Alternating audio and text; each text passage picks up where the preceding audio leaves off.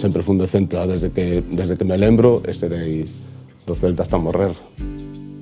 Ser do Celta, para min, foi todo.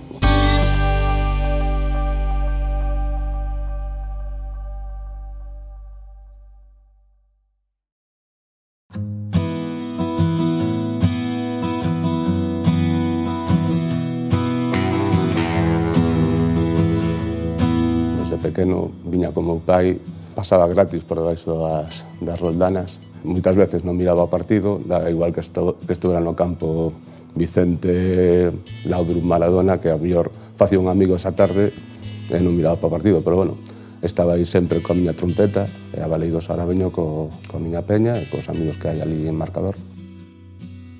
A miña peña é a Peña Nacho Insa, que formamos un ano despois de que Nacho Insa marcara o gol. Cando hai un partido, pois fago certas cousas, desayuno cunha taza do Celta, me poño determinada roupa ou así, e a utilizo mentras gañamos. E digo, pois o próximo domingo teño que desayunar con esa taza. Ao final, o próximo domingo perdemos, e, bueno, digo, pois nada, non era isto.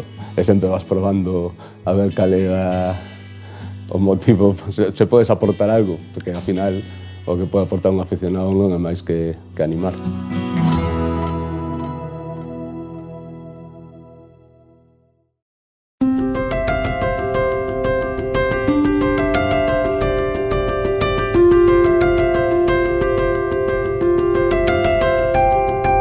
O mellor momento co Celta, aínda que eran anos duros, en segunda o pasamos moi ben. Eses 2 últimos anos con Paco Herrera estabas arriba, viñas aquí a disfrutar xa, conseguimos o ascenso, eses foron os mellores momentos. Tamén o primeiro ano de primeira, a permanencia ese ano foi moi especial. Como se empusou eses recibimentos que eran increíbles, con bengalas e tal, ese foi moi bon momento. ¡Se acabó! ¡El Celta se queda en Primera División! Está claro que o que vale, ao final, son os xogadores, que son os que teñen que meter o balón, e son os que teñen que ganar o partido.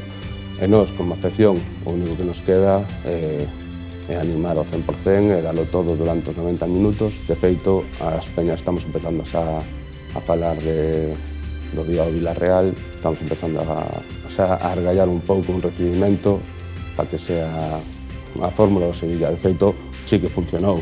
E de feito, nós queremos que os xogadores, os novos ou os que estaban ou que non estaban nesa época dos recibimentos, sí que notaron, hostia, que isto sí que apretan. E iso que temos que repetir contra o día do Villarreal, pero por 10. É dicir, o día do Villarreal esperemos que baixen por Manuel del Castro e que volva a ser como antes, un recibimento deses que ganan o partido.